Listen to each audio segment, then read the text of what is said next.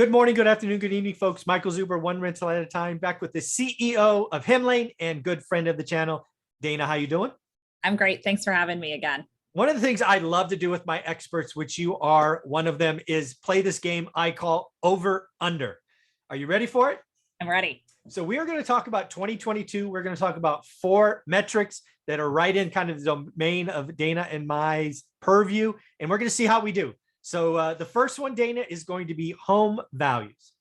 We're going to talk about national numbers, right? It's published by the National Association of Realtors.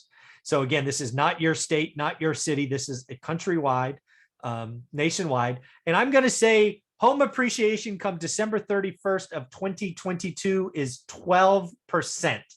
Dana, do you want the over or the under, and why? I'm going to do slightly under. Okay. Slightly under. All right. Not too much under. And here's why. I think, this past year was a fantastic year for home appreciation.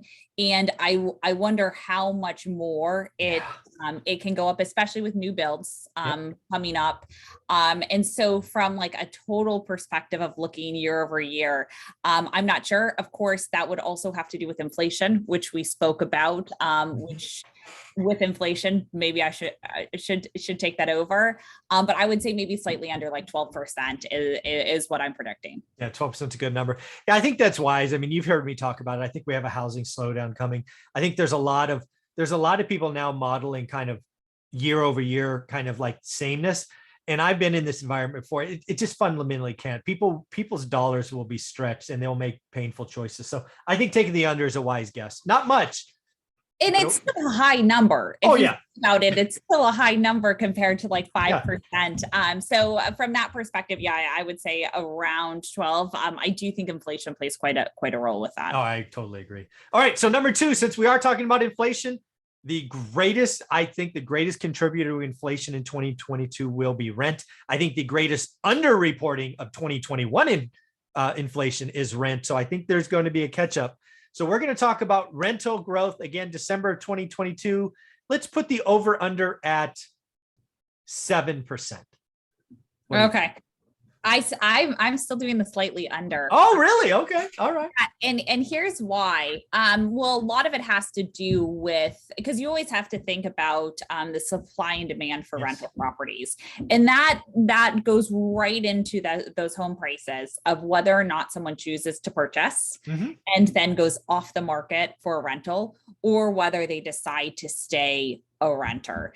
And with that, with home builds that we were talking about with home values, the question is, hey, is there that affordability? Can someone go out and purchase a property, or will they stay as a renter?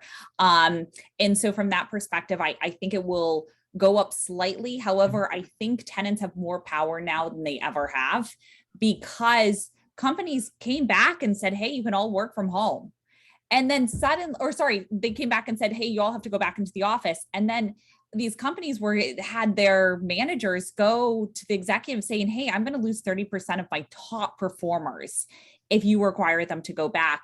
And so with rent, you can only increase it so much without a tenant saying, hey, the grass might be greener in another area. And it might not be a different state. Like, it's hard to get people to move away from family and friends, but they might say, I might go to the other side of town. We've seen that a ton in San Francisco, right? They're like, we're out of here. It's too messy. It's too whatever. And they go to Napa or Emeryville or wherever. And so I think tenants have more power. And right now we're seeing also tenants move jobs more than we've ever seen. So with that, they're actually having this power, like they have power even over their employers now, saying, hey, I've got 5 other job offers here.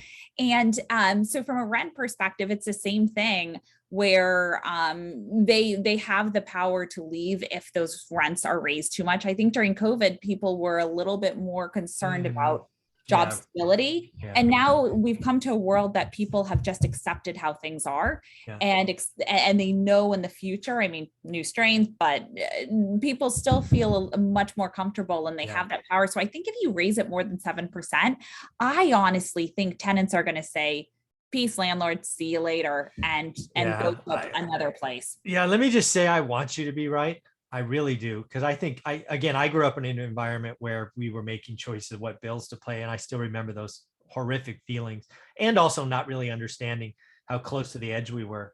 But my experience in this market is rents follow values, and we've seen values race ahead. I Yeah. think unfortunately we have one more year of unseasonally high rent growth, and then we flatten out. I think we've sucked forward a decade of rent growth into 2 years. It has to stop. I'm just afraid next year is going to be over 7. But again, fingers crossed. I hope you're right for all of the tenants out there. Yeah. Number 3, inventory, the greatest bugaboo of the single family home market. Let's say we have 1.3 million units as we end 2021. I don't know. Let's pick a number. Let's say 1.8 million units. So an extra 500,000 units become available next year. Do you think we have more or less available than 1.8 million units? Again, this is available for sale on the MLS. Yeah. I think, and this is inventory, this is total inventory, right? Not new inventory. Correct. So Total. Correct. Right. Yeah. So from a total perspective, I would say, I would go slightly above, and Okay. here's why. I think that a lot of inventory, because I'm thinking of the new inventory, how Sure. that would affect inventory on market. And we are seeing with obviously lumber prices, all that, a lot of construction was delayed.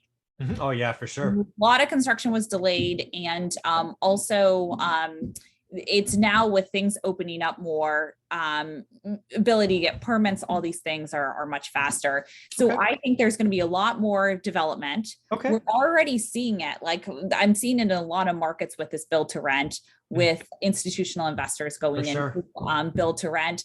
I think that's going to be a huge uptick in the inventory for rental properties. Okay. So I do slightly above it.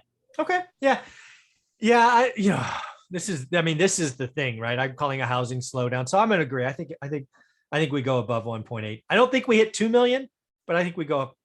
I think the over is a good guess. Okay. Number 4 and final one we will talk about. I talk about it in my book, One Rental at a Time, the Affordability Index.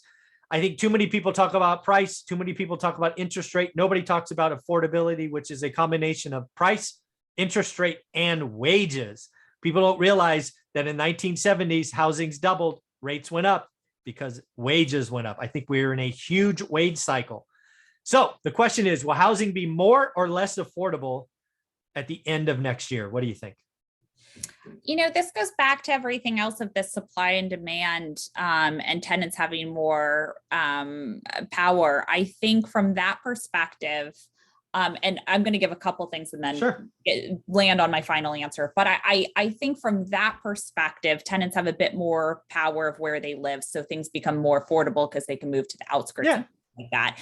And then landlords have to be more competitive with their pricing for cities and things like that. However, I'm going to retract that statement and go into my next point on affordability, that you're just talking about wage growth and increase. And you're seeing a huge gap there between those who are making minimum wage versus those who, are on their salaries and their track and white collar jobs.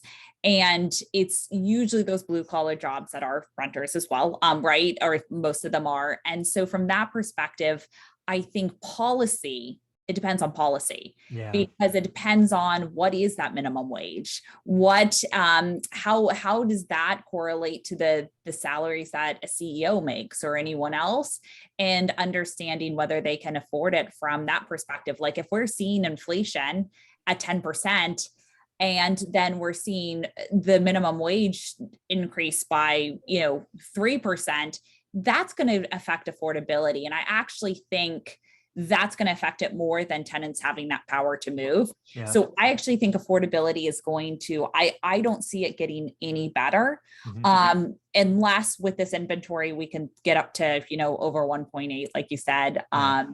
I do think affordability is a problem, and it's been a problem for many years. And I think inflation is going to hurt it even more because of that very reason, that minimum wages do not rise as fast as the inflation rate and has. Yeah, so I agree. I think housing, the affordability of housing is worse next year than today. I think that's a safe guess. But I would also argue that it's not going to be nearly as bad as many people think, right? Many people are preaching that affordability. How can housing be affordable when prices are higher than 06? Interest rates are lower. Interest rates are going up. Pricing has to come down. No, that's not true. And I do think wages will go up because, again, I have Matt, the mortgage guy, who's my Wednesday expert. And again, if wages go up 5%, you can afford like an extra $150 a month in your mortgage payment. It's even to you. Yes, prices are up. Yes, rates are up, but all of that. So I think the wage cycle is just starting. I do think it hits the minimum wage or the lower end of the scale first. I think it will ripple through the entire stack over the next year. So I think affordability will be slightly worse next year, but not nearly as bad as a lot of people think. So always fun to talk about 2022. Any closing thoughts on 2022? I think I'm excited. Those who are in real estate right now, I think it's going to be another strong year for you. Those with rental properties, and if you don't have them, make that the goal for the next month, right before 2022. Yeah, I totally agree with you, folks. If you ever wanted to get in the game, 2021 was a hell of a year. Even though there were a lot of channels talking about crash, they were wrong. I told you where they were wrong. They were really, really wrong. But do the work, right? Learn your market. Find a good or great deal. It's always a great day to do a great deal. A lot of you are going to be self-managers, you need to go to hemlane.com, take the 30-day trial, use the materials, the PDF in my free course, or watch the videos in the paid course. It's all there. All you got to do is do the work. Thanks, Dana. Awesome. Thanks so much.